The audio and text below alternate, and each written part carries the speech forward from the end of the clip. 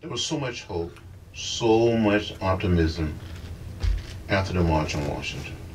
When people left, as Dr. King suggested, we went back home. Let's get right to it. I'm listening to an interview that Time Magazine did with Congressman John Lewis that we're going to all listen to together in just a moment. Reverend John Lewis as well. Many people don't realize that he was an ordained Baptist minister. He graduated from Tennessee Baptist College and went on to seminary and decided at some point that instead of going into parish ministry, his calling would be, his vocation would be ministering in the public sphere, in elected office. And that's why I believe so many called him the conscience of Congress. He was a good man. He was a giant. And it's almost as if today's sermon is eulogizing him a bit, but it's getting at something that I think is still pertinent for us. It's certainly pertinent for what's going on in our nation around us. And that is this whole idea I played with just a moment ago. It won't get better if you pick it. And I don't mean picking at a scab. If you protest, sometimes it will get better. Sometimes it won't get better, but you have to do it anyway. And some of that is what's still going on in Portland, in Chicago, and other parts of our country right now. And I know, I've heard some of you say, well, we're tired of it. Can't they just get over it? Well, no, it's not done yet. Racism is still an issue, and there's going to be a bonus video. The same pastor you've heard me put videos up before from Wake Forest, North Carolina, talking about why it's important, especially for us white Americans, to talk about racism. And we need to speak up, not just our brothers and sisters of color. The protests sometimes have to happen. That's theological. It's speaking truth to power. And yet, sometimes it doesn't go very well. Reverend Lewis, Congressman Lewis, is going to talk about the march from Selma to Montgomery that he was a part of so many years ago. And we'll see a couple of pictures. We'll get to that in just a second. But I want to talk about this idea of protesting. Sometimes you strike because you don't have any other choice. The union says we've got to go on strike. And that's what finally gets management or the organization to listen. Teachers have had to do that here in North Carolina. And people have griped and complained, our kids aren't going to school, but teachers need a living wage, and they've been taken advantage of for a long time. I think that's a given. I don't think any of you will argue with that. I hope you won't argue with that. You might, but that's a different subject. It took that for their complaints to be heard. Sometimes it's happened that way, and sometimes it's gone well, sometimes it hasn't. Historically, the miners, the coal miners in Kentucky and West Virginia, the strike was their only way to get more than starvation wages. The mines had all the power. The mine owners had the company store. Miners lived in housing that was owned by the company, and you got out of line and you would be out of luck. They would have to strike. Yet, in the early 1900s, the way management dealt with the strikes is hiring thugs, that word we've heard so much lately, thugs coming in to beat people with axe handles and with baseball bats, putting some in the hospital, killing some, until, scared to death, the miners went back to work. And everything would go along as it had until the next explosion or the next strike or the next crisis. That's the history of that. You take your life in your hands sometimes, or at least your career, if you pick it, but sometimes it needs to be done. Most of you will remember 1981 and the PATCO strike, the Professional Air Traffic Controllers Organization, the Air Traffic Control Union. They were lobbying the FAA, excuse me. They needed a better working week. They were lobbying for a 32-hour work week because the stress of the job of being an air traffic controller was causing the suicide rate to go through the roof. They were lobbying for more health coverage, especially mental health coverage, again, because being an air traffic controller is one of the most stressful jobs on the planet. And the FAA was ignoring their needs. So they went on strike.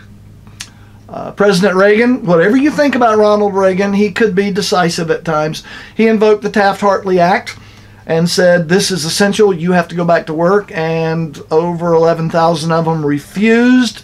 So President Reagan fired them unilaterally and also banned them from ever working for the federal government or any state government again. Their careers were effectively ended with the stroke of President Reagan's pen. What's ironic and a little frightening together is they started filling in with less qualified controllers, managers. They crossed over some military air traffic controllers. And for the next 4 or 5 years, they cobbled together a system that could handle maybe 60% of the flights that they had before. The public wasn't told that, by the way. But after 1981 until about 1986, the number of domestic airline flights in the U.S. was only about 60% of what it had been because they couldn't handle any more than that. And the controllers that were hired and trained, less experienced though they were given everything the PATCO controllers were asking for. A little bit ironic. The government was very clear to say it'll take about 2 years to get back to normal and everything will be fine. It'll be completely safe. Everything's covered. It took about 10 years to get back to normal. And the truth was, the period of the 1980s, not only did we have statistically more airline crashes than we had the decade before or the decade since, the question was raised in quite a few crashes. I don't want to exaggerate. Whether or not inexperienced air traffic controllers were part of what contributed to the crash. That was raised, not totally, but some of them. Delta Flight 191 in Dallas, coming into Dallas-Fort Worth, and I believe that was 1986.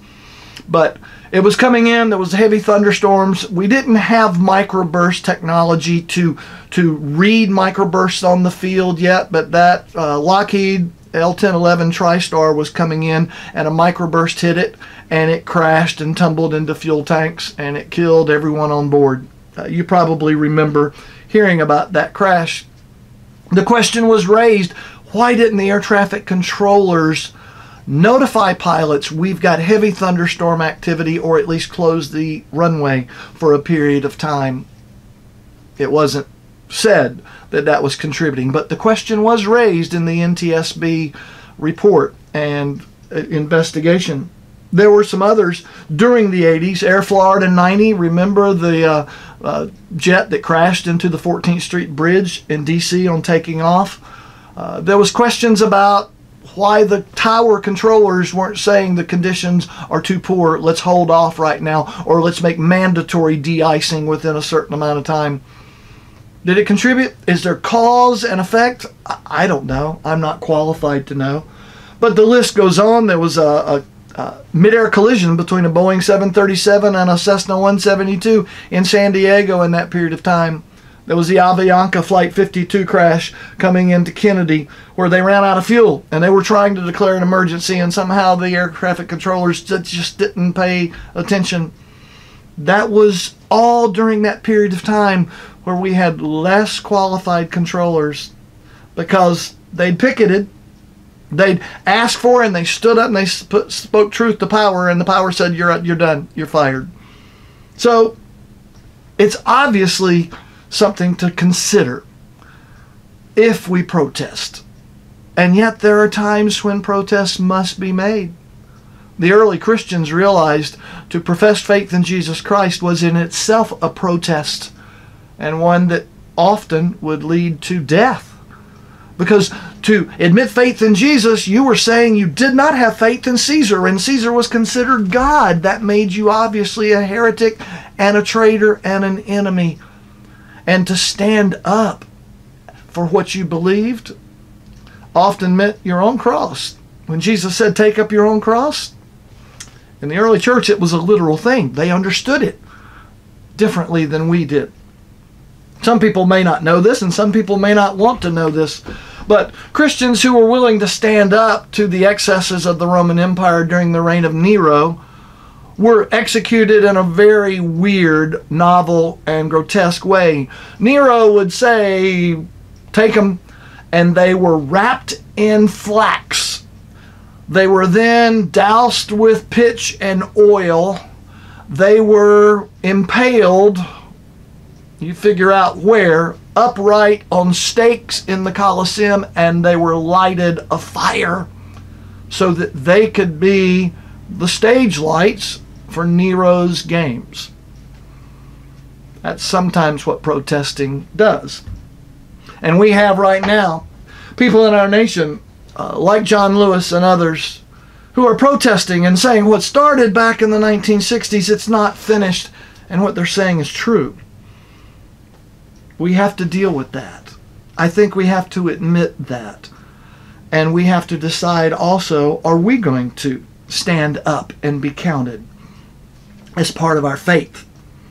Listen to what Lewis said about it with me, and then we'll pick it up after. And there's a couple of more points I want to make. Just a couple. There was so much hope, so much optimism after the March on Washington. When people left, as Dr. King suggested, we went back home, back to the heart of the Deep South. So many of us went into the state of Mississippi. We went into Alabama. We went to Selma. In Selma, only 2.1% of African Americans were registered to vote. The only time you could even attempt to register to vote was the first and third Mondays of each month. You had to stand in line, get a copy of the so-called literacy test. And hundreds and thousands of people would fail the so-called literacy test. They were told they could not read or write well enough. African-American lawyers, doctors, teachers. So we started a series of demonstrations, standing in line at the courthouse. One evening, there was a demonstration for the right to vote. Nearby, Selma. Confrontation occurred, and a young man tried to protect his mother. He was shot in the stomach, and a few days later, he died at the local hospital in Selma. We made a decision to attempt to march from Selma to Montgomery, to dramatize to the nation and to the world that people of color wanted to register to vote. We started walking. I was one of the leaders of that effort. I was wearing a backpack before it became fashionable to wear backpacks. In this backpack, I had 2 books. I thought we were going to be arrested and that we were going to go to jail, so I wanted to have something to read in jail. I wanted to have something to eat in that backpack. I had an apple and I had an orange. Since I thought we were going to be arrested and go to jail, and I'd be in jail with my friends, my colleagues, and neighbors, I wanted to be able to brush my teeth. I had toothpaste and toothbrush. We get to the highest point on the Edmund Pettus Bridge. Down below, we saw a sea of blue, Alabama State Troopers. And we continued to walk. We came within hearing distance of the state troopers. And a man spoke up and said, I'm Major John Cloud of the Alabama State Troopers. This is an unlawful march. It would not be allowed to continue. I give you 3 minutes to disperse and return to your homes or to your church. And a young man walking beside me by the name of Jose William from Dr. King's organization said, Major, give us a moment to kneel and pray before we can pass word back for people to kneel and pray. The major said, troopers advance. And you saw these men putting on their gas masks. They came toward us, beating us with nightsticks, trampling us with horses, and releasing the tear gas. Was hit in the head by a state trooper with a nightstick. My legs went from under me. I thought I saw death. I thought I was going to die. I thought it was the last nonviolent protest for me. I don't recall how I made it back across that bridge, across the Alabama River, through the streets of Selma, back to that little church. But I do recall being back at the church. It's full to capacity. More than 2,000 people on the outside trying to get in to protest what had happened. And someone asked me to say something, and I stood up and said something like, I don't understand it, how President Johnson can send troops to Vietnam and cannot send troops to Selma, Alabama to protect people who only desires to register to vote. And the next thing I knew, I'd been admitted to the Good Samaritan Hospital there in Selma, Alabama, with 16 other people. And the next morning, Dr. Martin Luther King Jr. and his colleague, the Reverend Ralph Abernathy, came to visit us in the hospital. And Dr. King said, don't worry, we will make it from Selma to Montgomery if we get a Voting Rights Act passed. And he told us that he had urged religious leaders to come to Selma. So on Tuesday, March 9th, more than 1,000 ministers, priests, rabbis, and nuns came to Selma. And they marched to the point where we had been beaten 2 days earlier. That Tuesday night, one of the young ministers who went out with 2 others to find something to eat, and on the way back from the little restaurant, they were attacked by members of the Klan. This young minister, James Reeb, was from Boston. He was so severely beaten, he was taken to a hospital in Birmingham, Alabama, where he died 2 days later.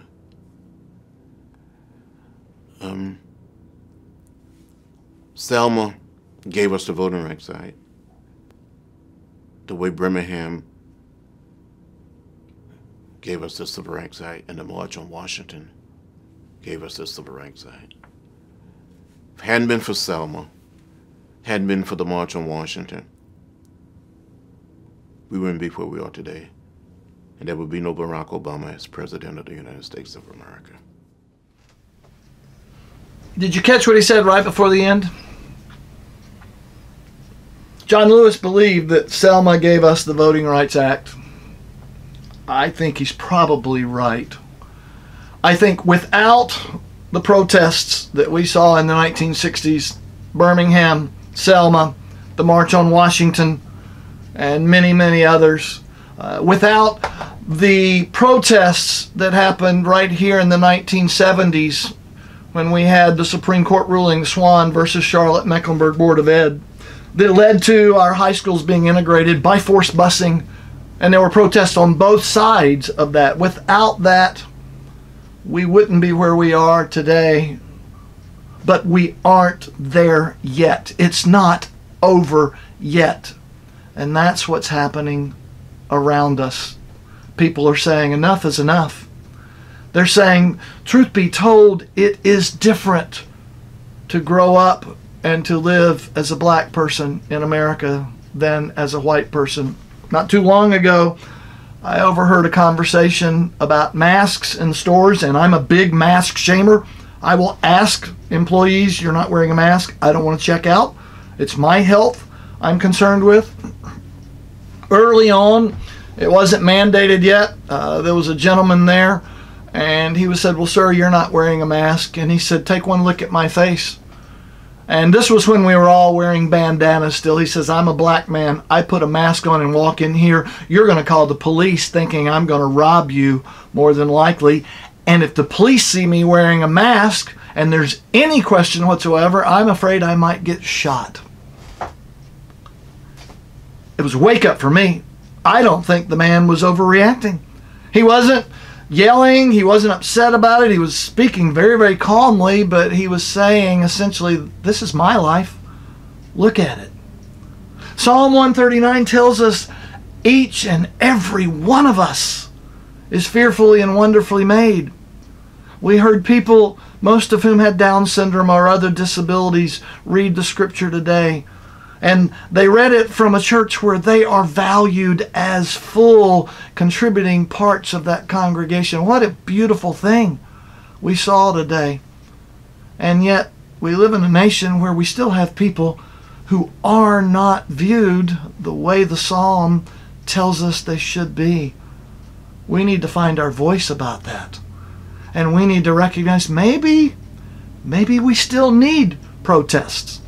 Maybe we still need to speak truth to power.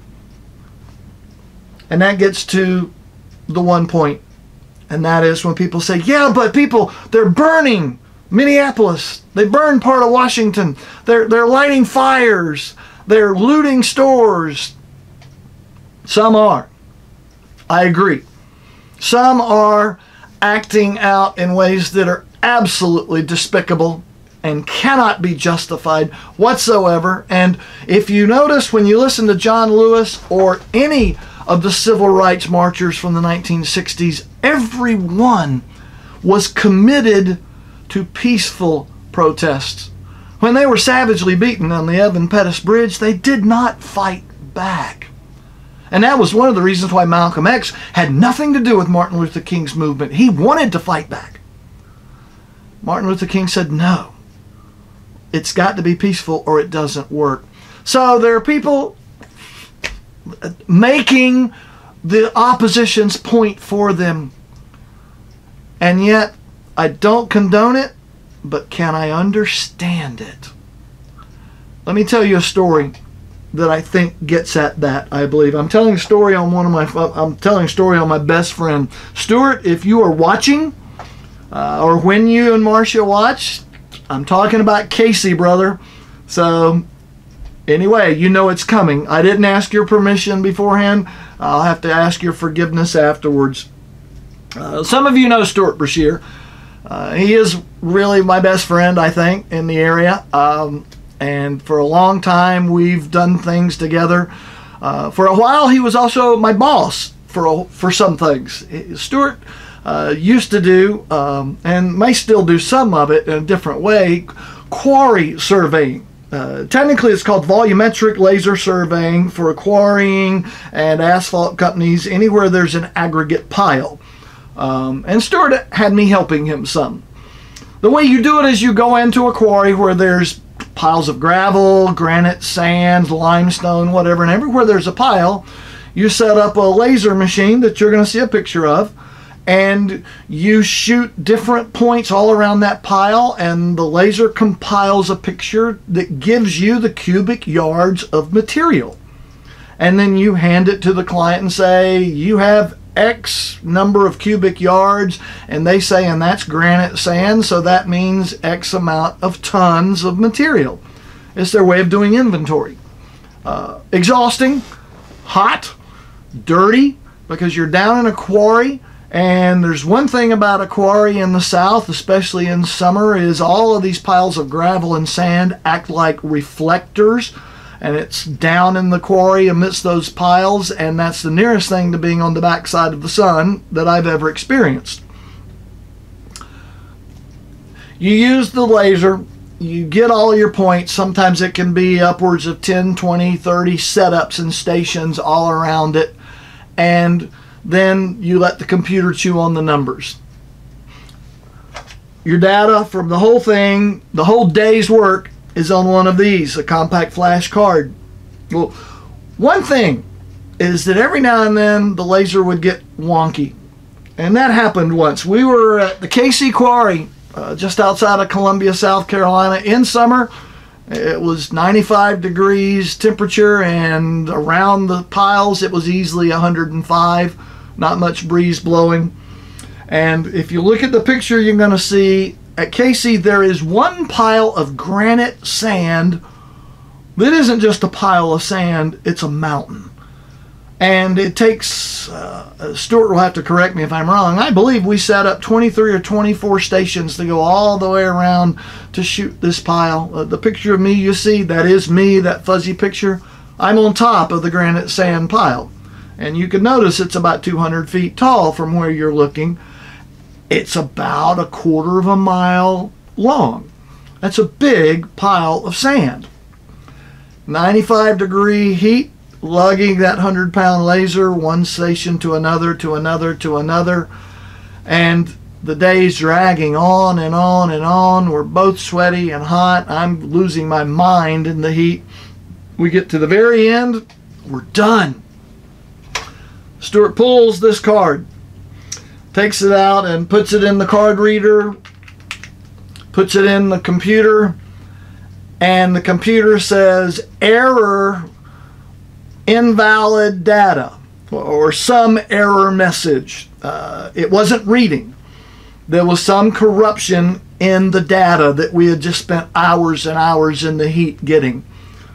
And at that point, it was a long day, but at that point, my friend Stuart opened the little port, pulled out the data card, and went, "Ah!" or something like that. I think he probably said something, but even if I remembered it, I wouldn't say it here. Took the data card and threw it as hard as he could over into a slurry pit where there was nothing but granite, mud, and water and piles of stuff that had drained out. Couldn't follow it if you wanted. No way. It was gone. And I wasn't able to stop or get my voice fast enough to go, whoa, whoa, whoa, no, whoa. Maybe we can work with the data. Happened a couple of times later, and I did find out, took it home, played with it. Open the data in a text file, and you look, and what the laser had done is simply put a couple of null blocks into the last file and hadn't put the ending thing on it to cap the file off. You take the null blocks out, you put a semicolon in to finish the file, and presto, your data's back. Probably wasn't the best move that it was ever made, that Stuart made that day, because we threw that all away, had to reshoot it. I think he reshot it himself too, went down the heat, which had to have been even worse than helping. Wasn't a great move, and I bet Stuart would agree with me on that. But did I understand why he did it? Yeah, you bet I did. Have we ever, each and every one of us, reached a point where it's the straw that breaks the camel's back? We've hit our tipping point.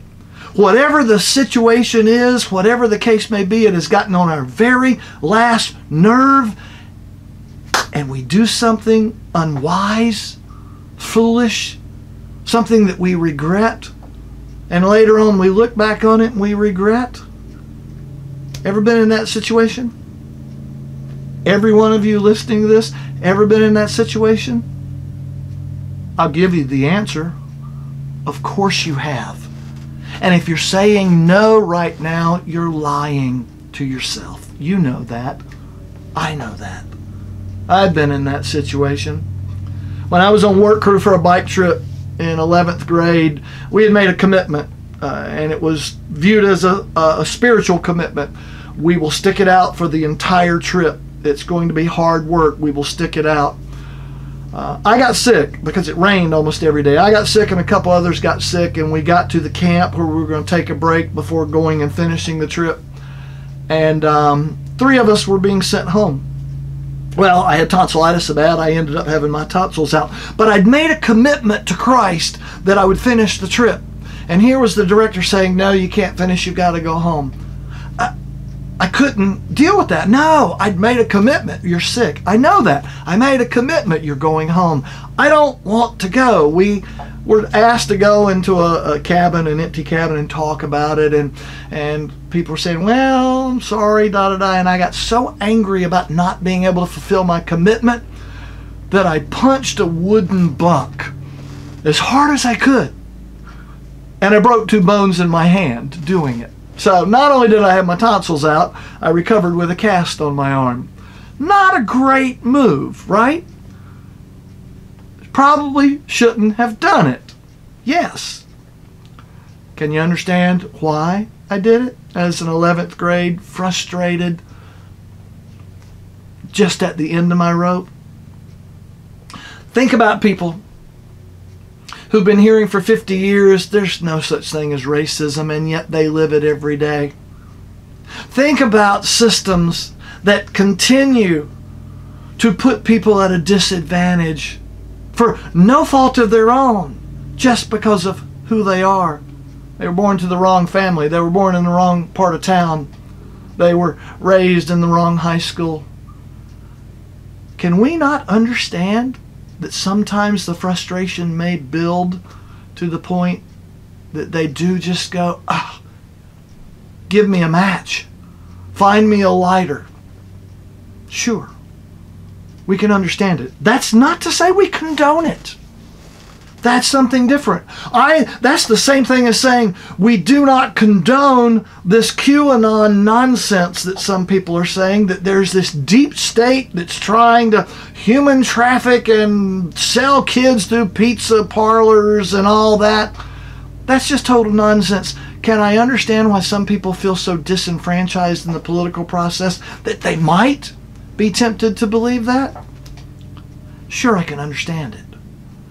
Either way, the point we're missing is Scripture very clearly calls us to say each and every one of us is a cherished, individually created child of God, just like we are, warts and faults included.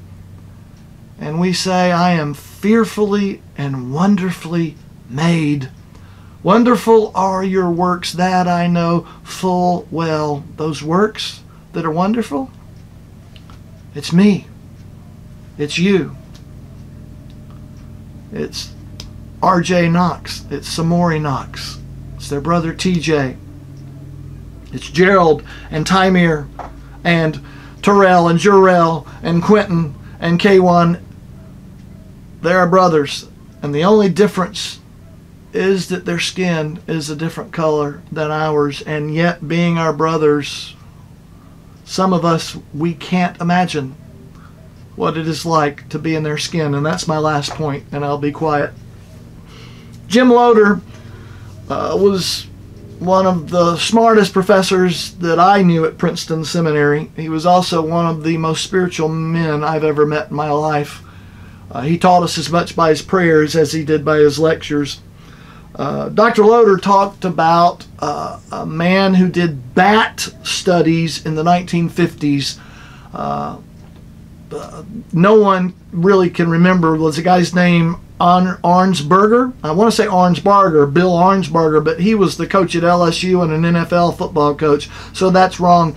This guy was so out there, minuscule was his study, that you can't find him on Google. But Dr. Loder knew of the study, and he mentioned it several times, because the man's study said, as he summed it up, that if he tried as hard as he could, he might be able to tell you what it would be like for him to be a bat. He had studied bat behavior so well, he would say, I think I could express to you what it would be like for me to be a bat. However, I can never express to you what it is like for a bat to be a bat. I can't get there. Put that into this context, especially those of you who, like me, are Caucasian, and who, like me, also love our brothers and sisters of color. I might, maybe, if I tried real hard, I might be able to tell you what it would be like for me to be black. Maybe. But I can never, ever express to you what it is like for my black brothers and sisters to be black. And now's the time, I believe, even if it doesn't get better if you pick it, now is the time for us to recognize Psalm 139 says that's our brothers and our sisters, and they need our back. Some of them in different cities, they need our back. That's not condoning violence. That's not just looking the other way when people do stupid things like throw Molotov cocktails. It's also not looking the other way when police come in without being identified, looking like stormtroopers, and abduct people. They're not arresting people, they're abducting them. We need to find our voice and say, this is not what God created us for. This is not the community Jesus Christ died for. And we need to find our voice. One of the bonus videos, if you choose to watch it, we'll talk about that. Another bonus video will be one of the best preachers in the United States, Barbara Brown Taylor. And she's talking in an ancillary way about this very thing.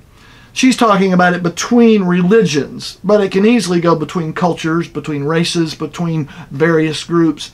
She says, don't ever forget, we should never compare our best to someone else's worst. It doesn't work that way. Compare their best to our best, and if you really want to figure out what somebody else believes and how they live, ask the adherents, don't ask their critics. It's a town hall from Westminster Presbyterian Church in Minneapolis. It's worth a listen. It's 50 minutes long, so you've got some devotional material here for the rest of the week. I'd say it's your homework. Mainly, I'm just saying you're invited to look at it. I think it's worth your time. You can be the judge of that. Amen.